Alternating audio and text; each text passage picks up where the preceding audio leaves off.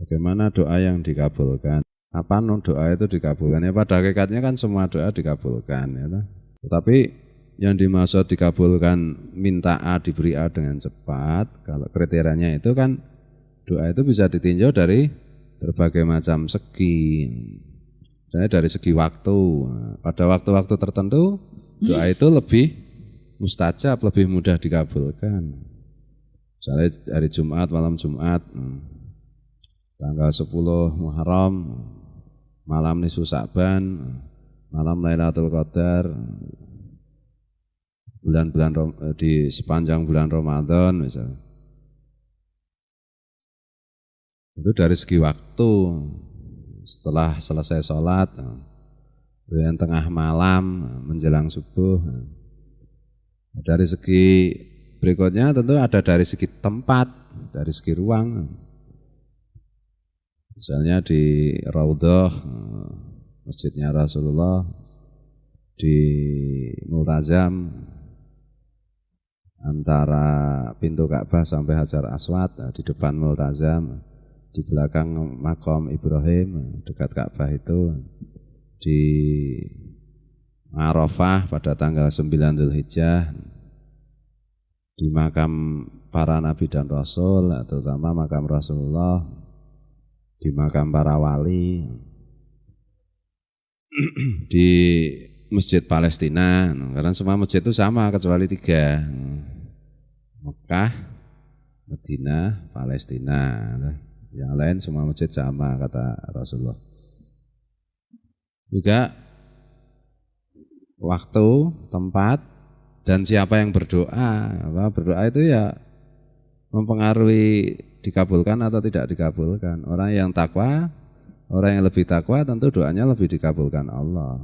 Termasuk siapa yang berdoa itu kan di situ, kalau yang berdoa makanannya halal ya orang takwa kan makanannya halal. Kalau enggak halal berarti ya enggak takwa. Makin takwa makin cepat dikabulkan. Juga dari segi cara, bagaimana cara berdoa? Ya, berdoa dengan memuji Allah terlebih dahulu, membaca sholawat kepada Nabi, memohonkan ampun untuk orang tua dan orang-orang muslim lainnya. Orang tua itu terutama guru kita. Orang tua kan ada 2, orang tua kandung, orang tua biologis, dan orang tua rohani, orang tua akhirat, yaitu guru ngaji kita. Ya, 4 faktor itu untuk terkabulnya doa, dari segi waktu, dari segi tempat, dari segi siapa yang berdoa atau orangnya yang berdoa, kemudian dari segi caranya berdoa. Meskipun semua doa itu pada hakikatnya dikabulkan, minta A langsung diberi A, minta A tidak diberi A tapi diberi B karena itu yang lebih baik, minta A diberi A tapi dalam waktu yang lama, minta A tidak diberi A, tidak diberi B, baik dalam waktu dekat maupun waktu jauh, tapi doanya itu diupahi Allah dengan pahala yang besar di akhirat nanti. Tapi apakah semua perkabulan doa itu juga, kalau menurut hadis ini berarti 4 macam perkabulan doa itu ya syaratnya yang dimakan halal. Kalau enggak halal ya sudah enggak dituruti. Enggak ada pahalanya nanti. Na'udzubillahi min dzalik. Nah, oleh karena itu ya kita sangat inginlah untuk makan yang halal saja. Dan jauhilah dengan benar-benar yang haram-haram. Dan tidaklah wirangi atau hati-hati itu dikhususkan hanya dalam soal makan belaka, hanya makan saja. Tetapi wirangi itu ya menyeluruh di dalam segala urusan.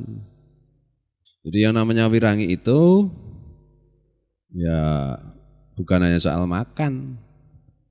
Semua urusan yang menyangkut harta benda, pekerjaan, itu harus hati-hati.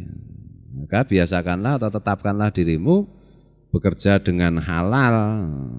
Memang bekerja kan ada perintahnya, dan di dalam bekerja itu ada anugerah dan pahala yang banyak. Selagi atau ketika niatnya benar. Nah, niatnya salah ya salah. Bahwa Nabi pernah menuturkan mengenai seorang laki-laki yang rambutnya berantakan, yang bajunya juga berantakan. Jadi maksudnya sudah tampil sederhana seperti sufi. Kemudian dia mengangkat kedua tangannya ke langit dan berkata ya Robbi, sedangkan makanannya haram. Itu doa seperti itu tidak dikabulkan Allah. Kalau makanannya haram, berdoa tidak dikabulkan Allah. Meskipun orang itu sudah beribadah sampai rambutnya berantakan, sampai pakaiannya berantakan, tapi kalau yang dimakan tidak halal ya, tetap aja doanya tidak dikabulkan. Bagaimana mau Allah mengabulkan doanya dalam hati, sedangkan makanannya haram? Ya kalau pengen dikabulkan itu, doa kita pengen dikabulkan ya kita yang makan yang halal saja.